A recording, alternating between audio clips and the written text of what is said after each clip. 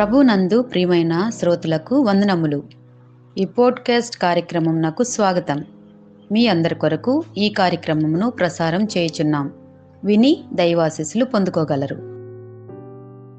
ప్రభునందు ప్రియమైన శ్రోతలు, యేసుక్రీస్తు అతి పరిశుద్ధ నామంలో మీ అందరికీ శుభములు, వందనములు. ఈనాటి మన ధ్యానాంశము కీర్తనల గ్రంథంలోని మొదటి కీర్తన ఆధారంగా ఎన్నుకొనబడినది. The wicked are separated and punished. దుష్టులు వేరు చేయబడి శిక్షింపబడుదురు.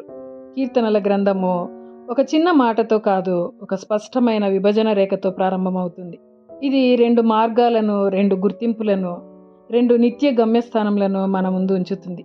మనం తరచుగా ఈ కీర్తనలోని మొదటి 3 వచనాలలోని ధన్యుడైన వ్యక్తి గురించి ఆలోచించడానికి ఇష్టపడుతూ ఉంటాము.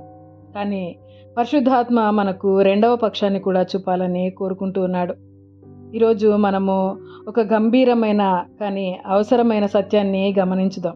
దుష్టులు దేవుని నుండి వేరు చేయబడతారు, అంతేకాకుండా తీర్పును ఎదుర్కొంటారు.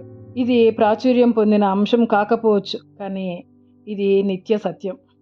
ఈ సందేశము మనలను ఖండించటానికి కాదు, మనల్ని హెచ్చరించటానికి, మేల్కొల్పటానికి, సరి అయిన మార్గాన్ని ఎంచుకోమని పిలవటానికి ఉద్దేశించబడింది.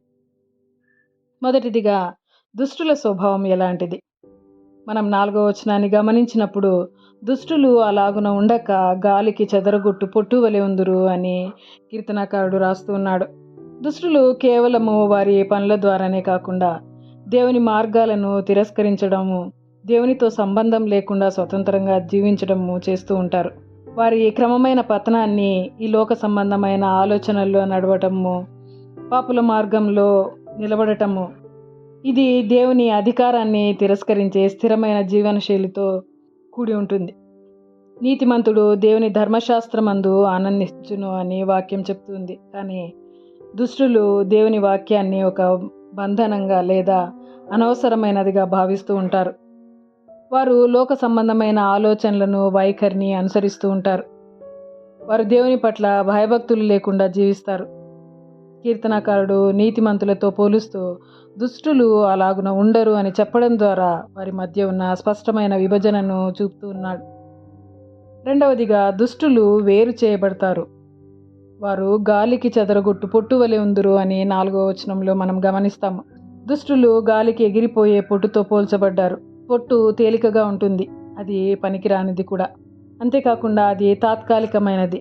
గింజకు విలువ, బరువు ఉంటుంది, కానీ తేలికైన పొట్టు వేరు చేయబడి గాలికి కొట్టుకొని పోతుంది. ఇక్కడ మనం ముఖ్యంగా గమనించాల్సింది వారు స్థిరత్వం నుండి వేరు చేయబడటం. జీవితంలో తుఫాన్లు వచ్చినప్పుడు లేదా తీర్పు అనే గాలి వీచినప్పుడు వారిని ఆపడానికి ఏమీ ఉండవు. వారు సమాజం నుండి వేరు చేయబడతారు. న్యాయ విమర్శలో దుష్టులను, నీతిమంతుల సభలో పాపులను నిలవరు అని 5వ వచనంలో కీర్తనకారుడు చెప్తూ ఉన్నాడు. అంతేకాకుండా వారు దేవుని నుండి కూడా వేరు చేయబడుతూ ఉన్నారు. పాపం స్వతహాగానే పెద్ద అగాధాన్ని సృష్టిస్తుంది. మన పాపములు, దోషములు మనకు దేవునికి అడ్డంగా ఉన్నాయి. యేసుక్రీస్తు ప్రభుల వారు చెప్పినటువంటి గోధుమలు, గురుగుల ఉపమానంలో కూడా ఇదే చెప్పారు. ముందుగా వారు గురుగులను కూర్చి కట్టలు కట్టి గోధుమలను కొట్టులోనికి చేర్చినట్లు మనము అక్కడ గమనిస్తాం. మూడవదిగా, దుష్టులు శిక్షను పొందేవారు. వేరు చేయబడటం యొక్క ఫలితమే తీర్పు. దుష్టులకు కలిగే శిక్ష దేవుని కోపం వల్ల కలిగే ఆకస్మిక చర్య కాదు. అది వారు ఎంచుకున్నటువంటి జీవితం వల్ల, దేవుణ్ణి తిరస్కరించటం వల్ల కలిగే ఫలితం. దేవుడు దీర్ఘశాంతం కలవాడు, కానీ తీర్పు మాత్రము తప్పదు. దేవుడు ప్రతి క్రియను తీర్పులోనికి తెస్తాడు, ఇది నిశ్చయమైనది అని వాక్యం సెలవిస్తుంది. మరి 6వ వచనంలో దుష్టుల మార్గము నాశనమునకు నడుపును అని చెప్పబడింది. చెప్పబడిన నాశనము అంటే ఉనికిని కోల్పోవడం మాత్రమే కాదు, దేవుని సన్నిధిని శాశ్వతంగా కోల్పోవటం. యేసు దీనిని నిత్య శిక్షగా చెప్తూ ఉన్నారు. యెహోవా దీర్ఘశాంతుడు, మహాబలం గలవాడు, ఆయన దోషులను నిర్దోషులుగా ఎంచడు అని ప్రవక్త అయిన నాహూము అంటూ ఉన్నాడు. చివరిదిగా, ఈ కీర్తన తీర్పు గురించి కఠినంగా మాట్లాడినప్పటికీ దేవుని హృదయము ఎప్పుడు కూడా రక్షణను కోరుకుంటుంది. దుష్టుల మరణమును చూచి దేవుడు సంతోషించడని ప్రవక్త అయిన యెహెజ్కేలు అంటూ ఉన్నాడు. ఆయన దీర్ఘశాంతం కలిగి అందరూ మారు మనసు పొందాలని కోరుకుంటూ ఉన్నాడు. సువార్తలోని గొప్పతనం ఏమంటే, యేసుక్రీస్తు ప్రభుల వారు శిలువపై మనందరి కొరకు మన పాప క్షమాపణ నిమిత్తము శిక్షను అనుభవించారు. మనం దేవుని నుండి వేరు కాకూడదని ఆయన తండ్రి నుండి వేరుపరచబడ్డారు.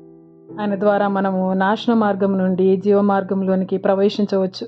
నేడు మన మార్గాన్ని పరీక్షించుకోమని దేవుడు మనల్ని ఆహ్వానిస్తూ ఉన్నాడు. మనము ఆయన వాక్యంలో వేరుపారి ఉన్నామా లేక పొట్టులా కొట్టుకొని పోతూ ఉన్నామా, మనల్ని మనం పరీక్షించుకోవాల్సిన అవసరం ఉంది. జీవానికి, ఆశీర్వాదానికి, దేవునితో నిత్య సహవాసానికి నడిపించే మార్గాన్ని ఎంచుకునే వారంగా ఉండాలి. ప్రార్థించుకుందాము. జీవమును మరణమును మీ ఎదుట ఉంచి ఉన్నాను, జీవమును కోరుకొనుమని సెలవిచ్చిన మా పరలోకపు తండ్రి, మేము మీ వాక్యంలో బలమైన వేళ్లతో నాటబడిన చెట్టు వలె ఉండుటకు, నిత్య మార్గమును జీవ మార్గమును ఎన్నుకొని జీవించుటకును మాకు సహాయం దయచేయమని యేసు అతి పరిశుద్ధ నామంలో ప్రార్థించి వేడుకొంచున్నాం తండ్రి. ఆమేన్. ఈ కార్యక్రమమును గూర్చి మీ సలహాలు మరియు మీ ప్రార్థనా అవసరతల కొరకు మమ్మను సంప్రదించవలసిన మా ఫోన్ నంబర్ 9480585039 మరియు ఈమెయిల్ ఐడి info@fibaonline.org.